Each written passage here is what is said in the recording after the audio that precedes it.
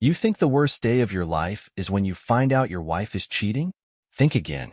The worst day is when you find out on your honeymoon, after saying, "I do," spending thousands of dollars, and believing you're starting your forever. But the best day? That's when you realize you have over a week to make her regret every single moment of her betrayal, while she still thinks she's in control. Honeymoons are supposed to be the most blissful part of marriage. Two people, fresh from their vows, basking in the afterglow of love, escaping reality to enjoy paradise together. That's exactly what I thought I had signed up for. A dream vacation, long walks on the beach, candlelit dinners, waking up to the woman I had just committed my entire life to, wrapped up in my arms, completely in love. Instead, what I got was a front row seat to the biggest deception of my life. I should have seen it coming. Looking back, the signs were all there. The sudden work trips leading up to the wedding, the increase in late-night texting, the mysterious new password on her phone that she had never needed before. I was too caught up in planning the perfect wedding to think too much about it. Too focused on making sure every little detail was right, making sure she was happy. Funny, isn't it? While I was staying up late double-checking guest lists and making sure the caterers were booked, she was probably sneaking in time with someone else. I found out purely by accident. I wasn't looking for anything. I wasn't suspicious in that moment. We had just checked into our honeymoon suite. This stunning, 5-star resort with a private villa, infinity pool, the whole 9 yards. It was the kind of place you only get to visit once in a lifetime, and I wanted to make the most of it. She was in the shower, and I figured I'd order us some food before we went out for the evening. That's when I saw it. Her phone, sitting face up on the nightstand, buzzing. At first, I ignored it. But then, another buzz. Then another. And a name I didn't recognize popped up. Nathan. It was the message preview that did it. Just one short sentence, but it hit me like a punch to the gut. Miss you already. Wish I was the one there with you. Time stopped. My stomach twisted into a knot so tight I thought I might be sick. I stared at the screen, waiting for the universe to somehow correct itself, for the message to change into something innocent. But it didn't. And then another message appeared. Hope he doesn't suspect anything. I hate that we have to pretend. I don't remember how long I stood there. Maybe a minute. Maybe 10. I felt like I had stepped outside my own body, watching my world crack and split open beneath me. And then, something strange happened. The rage never came. The heartbreak never swallowed me whole. Instead, a single, crystal-clear thought pushed through the fog. She thinks she got away with it. She thinks she won. And that's when I realized I had 9 more days of this honeymoon. 9 days of smiling, of holding her hand, of playing the devoted husband while secretly plotting my revenge. She had no idea that she had just made the biggest mistake of her life. People always say that when you discover betrayal, there are only 2 options, confront or walk away. They're wrong. There's a third option. Let them keep digging their own grave while you prepare the ultimate downfall. As I stood there in the honeymoon suite, phone buzzing with messages from Nathan, something inside me clicked. I could have smashed the phone, screamed at her the moment she stepped out of the shower, demanded answers. But why? So she could cry, deny, spin a story, maybe even gaslight me into thinking I had misunderstood? No, she wasn't getting off that easy. If she was capable of this level of deception, she deserved to experience what it felt like to lose everything when she least expected it. So, I did the one thing she wasn't prepared for. I played along. I put the phone down exactly as it was and sat on the balcony, staring out at the perfect ocean view, letting my mind go into strategy mode. She thought this trip was her reward for pulling off the perfect con. I was going to make sure it became a never-ending nightmare. She walked out of the bathroom wrapped in a towel, smiling like nothing had happened. "What should we do tonight?" she asked, oblivious. "Oh, I was thinking something special," I said casually. "Romantic dinner, maybe a couple's massage. You deserve it." Her face lit up. She had no idea that she was walking into the beginning of my game. I spent the entire next day studying her. I watched the way she smiled at me, the way she reached for her phone the second she thought I wasn't looking. I noticed how she kept it face down on the table, how she excused herself to call her mom, but always seemed to take longer than necessary. Every move she made, Every small hesitation, every poorly masked moment of guilt, I memorized it. At breakfast, I suggested we document our trip with tons of photos and videos, so we can look back on them forever. She loved the idea. She had no idea that I was making sure we had a perfectly curated timeline for later. At lunch, I started casually bringing up stories about loyalty, a coworker whose wife cheated, a documentary I had seen about secret double lives. She nodded along, pretending to be appalled. The hypocrisy would have been funny if it wasn't so pathetic. At dinner, I pulled out my ace. I had spent the afternoon booking extra activities for us: parasailing, jet skiing, a private boat tour. She was thrilled. "Wow, you're really going all out," she laughed, leaning into me. "I just want to make sure this trip is unforgettable," I said with a smile. She had no clue how right I was. That night, she fell asleep first, probably exhausted from all the fake affection she had to pretend to feel. I waited until her breathing evened out before I got up, grabbed her phone, and slipped into the bathroom. She was sloppy. No locked messages.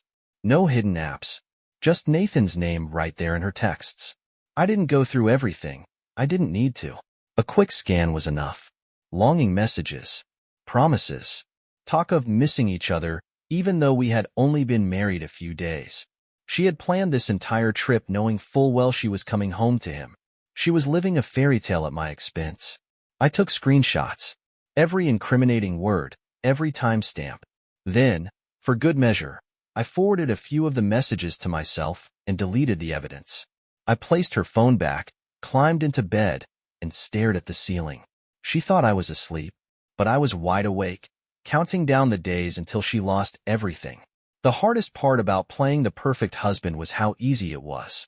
She had no idea what was coming, no inkling of the slow, methodical destruction I was putting into motion right under her nose. Every smile I gave her, every kiss on the cheek, every "I love you" whispered in the glow of our overpriced honeymoon suite, it was all part of the trap. And the best part? She was helping me build it. I didn't waste a second. The next morning, I suggested we film little daily video diaries, so we can remember this trip forever. She jumped at the idea, all too eager to record herself basking in our supposed marital bliss. She had no idea that in just a few days, these clips would become evidence. I made sure to capture every moment, her laughing on the beach, sipping cocktails, staring into my eyes like I was her world. If she thought she was playing me, she was about to learn just how far ahead I was. We spent the day in paradise, swimming in crystal clear water, eating expensive seafood, sipping champagne. She played the role of doting wife flawlessly, while I played the fool who didn't know any better. Every time she checked her phone, I pretended not to notice, but I had already set a trap she hadn't detected yet. Before breakfast, while she was still asleep, I accidentally knocked her phone off the nightstand, pretending to fumble as I picked it up. A harmless mistake. She laughed groggily when I handed it back, thinking nothing of it. But what she didn't know was that, in that split second, I had switched her alarm time by 20 minutes. Not much, just enough to throw her off. That night, after she drifted off, I reached for my own phone and began making arrangements. I called the concierge and made a special dinner reservation for two at the most romantic spot on the island, one that was known for discreet, tucked-away seating. Then, using her phone, I sent Nathan a text from her number. "I miss you so much. I can't wait to talk tonight. Same time?" I scheduled it to send while we were at dinner. When morning came, she woke up late and panicked. She grabbed her phone, barely even registering my presence as she rushed into the bathroom to get ready. I watched from the bed, pretending to scroll on my phone, knowing she was too distracted to check her messages. By the time she saw what had been sent, it would be too late. The day passed in a blur of relaxation, at least for her. I, on the other hand, was orchestrating my masterpiece. The dinner I had planned was perfect. A secluded table by the ocean, the sound of waves crashing just feet away, candlelight flickering across our faces as we toasted to forever. She beamed at me across the table, completely oblivious to the storm that was brewing just outside our little romantic bubble. Halfway through the meal, she excused herself to the bathroom, phone in hand, like she always did. I knew exactly what was happening. The text I had scheduled had been sent. She would see Nathan's reply, full of excitement, and her stomach would drop. She would panic, wondering when she had sent him a message, wondering how she had been so careless. She would try to piece together what had happened, all while sitting just a few feet away from me, the husband she had betrayed. When she returned, her smile was forced, her hands a little too stiff around her wine glass. "Everything okay?" I asked, tilting my head in the perfect display of concerned obliviousness. She nodded quickly, laughing it off. "Just my mom checking in." I almost felt sorry for her. Almost. As we finished dinner, I checked my watch. Right on time. Back in our suite, the final phase of my setup was already underway.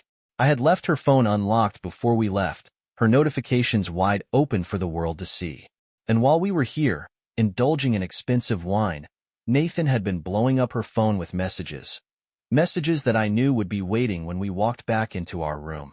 I took her hand as we strolled back, watching her try to keep up the illusion, knowing full well that when we stepped inside, her world would start to crumble. Tonight was only the beginning. As we walked back to our honeymoon suite, her grip in my hand felt different, tense, unsure, like her mind was anywhere but with me. She tried to mask it, making small talk about the dinner, how perfect the view was, how this whole trip felt like a dream. And she was right about one thing. It was a dream, just not hers. By the time we reached the door, I could practically hear the gears in her head turning. She wanted to get to her phone before I did. She wanted to fix whatever she had just seen. But I had spent the last few days ensuring that her lies were now weaving their own trap. I unlocked the door, stepped inside, and immediately walked to the balcony to take in the view. She hesitated for only half a second before making a beeline for the nightstand where her phone was charging. Predictable. I heard the slight hitch in her breath when she saw what was waiting for her. Nathan's messages flooding the screen. I already knew what they said, because I had planned it perfectly. "What's going on? Why are you texting me from the honeymoon suite? You're still with him, right? Why aren't you answering?" She stood frozen, fingers hovering over the screen, her entire body stiff. I turned slightly, pretending to stretch, just in time to catch her reflection in the glass door. Her face was pale, her lips pressed together in a thin, nervous line. She was panicking. Good. She grabbed the phone, turned her back to me, and started frantically deleting messages, as if that would somehow erase her guilt. I smiled to myself. Let her scramble. Let her think she's regaining control. She had no idea that I had already backed up everything. Every message, every screenshot, every detail was safely stored off her device. The evidence wasn't going anywhere. I stepped back into the room, rubbing my eyes as if exhaustion had just hit me. "Wow, I think that wine got to me," I mumbled, stretching. "I need to crash." She nearly jumped out of her skin, shoving her phone under the pillow like some clueless teenager hiding a bad report card. She let out a nervous laugh. Yeah, me too. Liar." I slid into bed, letting my body relax against the mattress, watching as she hesitated before finally climbing in next to me. She turned away, clutching the blanket like it was a life raft, her breathing just a little too controlled, too measured. She wasn't going to sleep. She was waiting for me to pass out so she could unravel whatever mess she thought she was still in control of. Too bad for her. I wasn't done yet. The next morning, I woke up before she did, which was rare.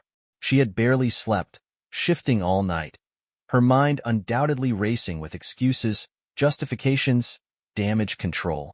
I got up, stretched, and headed to the bathroom, leaving the door cracked just enough to watch. The second she thought I was out of sight, she dove for her phone, scrolling through it like her life depended on it. I didn't need to see her screen. I already knew what she was looking for. Any sign of evidence, any messages from Nathan, any trace that she had been caught. She found nothing. Not because it wasn't there, but because I had control now. When I walked back in, I made sure to act oblivious. "Hey, do you want to do something fun today?" She blinked up at me, clearly thrown off. What did you have in mind?" I grinned. "Oh, just something unforgettable." She had no idea what I meant, but she would soon. Breakfast was filled with forced conversation on her end. She kept stealing glances at me, trying to figure out if I knew, if she should say something, if she should lie. But I wasn't going to give her that option. Not yet. Instead, I took her on a beautiful excursion. A private yacht. A perfect blue sky. Champagne. Everything she thought a dream honeymoon should be. But beneath all of it, she was spiraling. She tried to act normal, but her hands twitched when she wasn't holding her phone. Her smile didn't reach her eyes. Every time a waiter or staff member brought us something, she flinched, like she was expecting bad news to land at the table. By the time we got back to the resort, she was exhausted, emotionally drained, not from joy, but from the sheer weight of her paranoia. I could feel it rolling off her in waves, and I loved every second of it. That night, I decided to light the first real match. While she was in the shower, I picked up her phone and sent Nathan a simple message. "We need to talk. Urgent." Then, I deleted the message from her thread but left the notification on her screen. By the time she got out of the shower, she saw the reply flashing in bold letters. What's wrong? Did he find out? I watched from the bed as she saw the message and turned ghost white. Her hands shook as she stared at the screen, completely trapped in her own web of lies. I yawned loudly, stretched, and pretended not to notice. Tomorrow, I would push harder. I would show her that her fantasy was about to collapse in the worst possible way. She just didn't know it yet. She barely slept.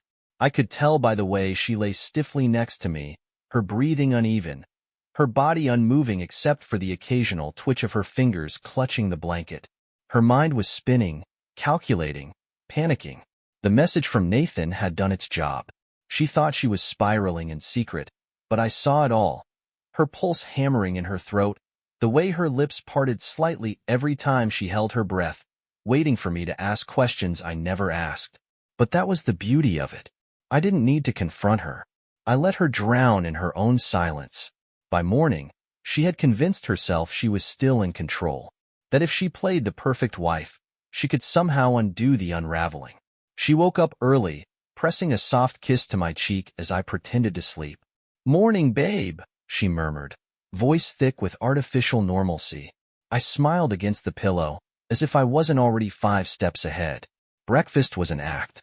She laughed too hard at my jokes, touched my hand across the table, leaned into me with a warmth that felt more like an apology than affection. I let her perform, let her think that she was steering the ship back towards safety. She didn't know the storm had already hit. I had spent the early hours of the morning finalizing my masterpiece. While she tossed and turned in bed, I had been preparing. The resort Wi-Fi had made everything so much easier. I had uploaded the evidence, the texts, the calls, the hotel receipts, the romantic little photos she thought were so well hidden. But I didn't just stop there. I made sure she would see it unfold in real time. By noon, the cracks in her mask started to show. She was glued to her phone, refreshing over and over, her fingers tightening around the device every time she unlocked it. I knew exactly what she was checking for. Her social media had started to burn.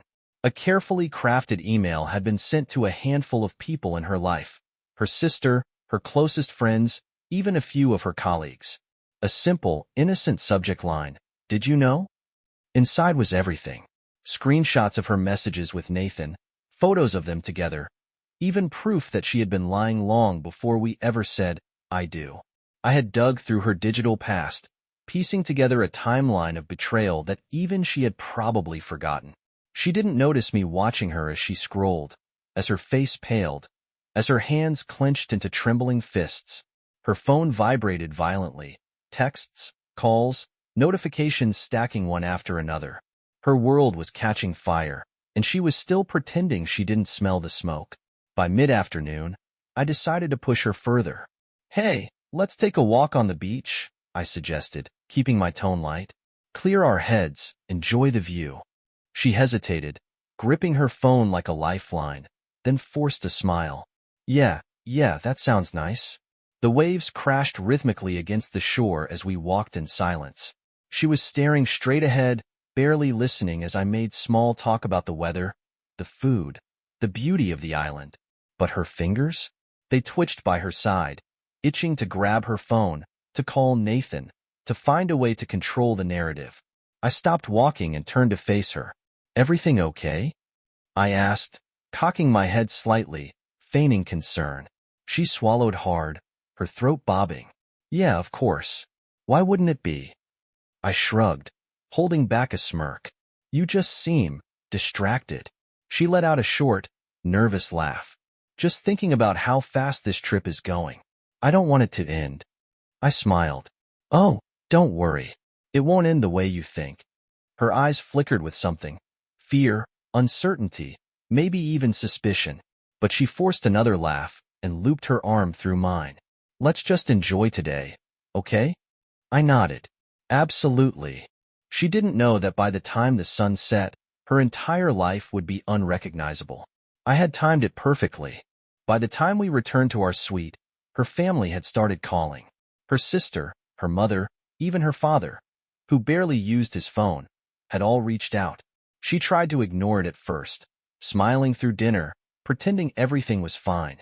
But the sheer persistence of it chipped away at her composure. Her mother's texts turned from confused to angry. Her sister left a voicemail, voice thick with disbelief. Her father? He only sent one message. We need to talk. Now. That was when she broke. She excused herself from the table, clutching her phone so tightly her knuckles turned white. I let her go.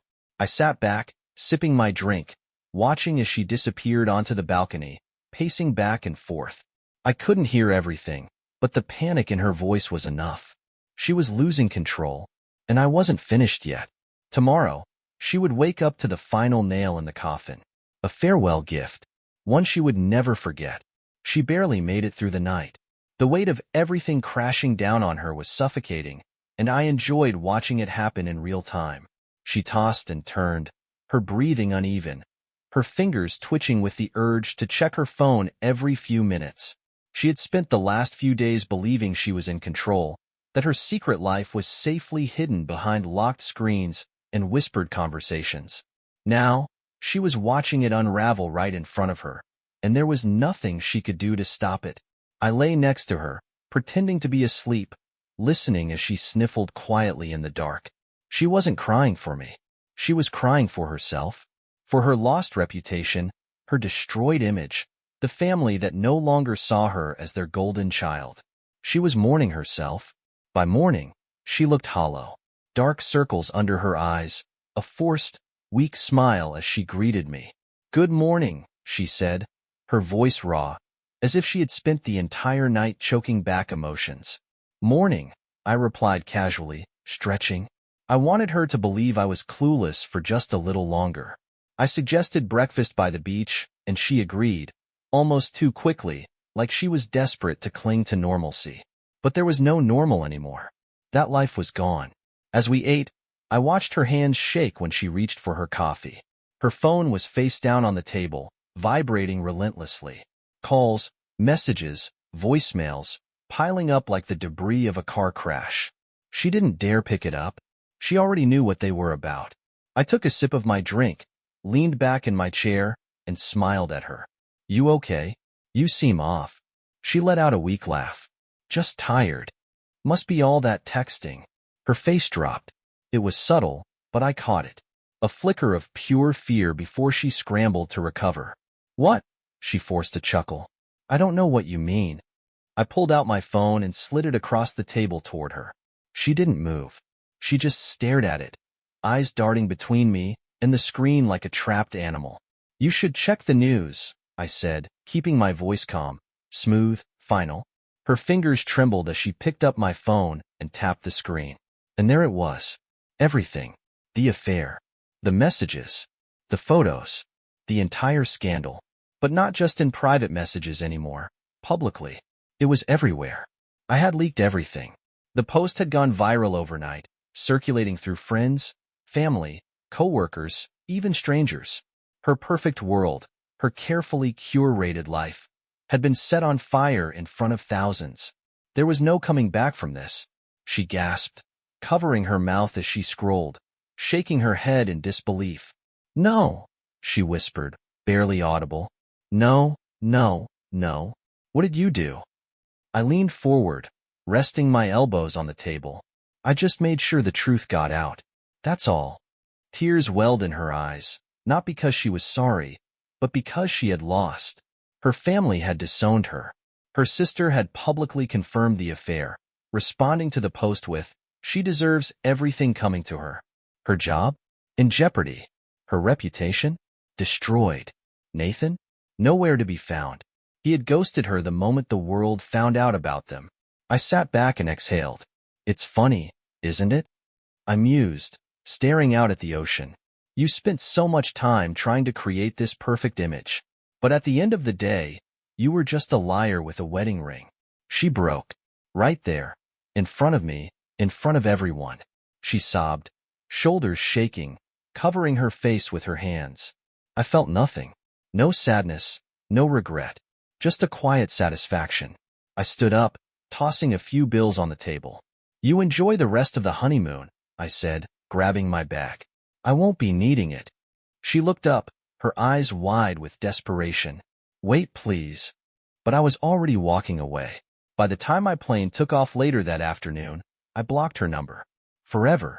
And just like that, she was gone from my life, left behind in the ruins of the perfect lie she had built for herself. The honeymoon she thought was a dream?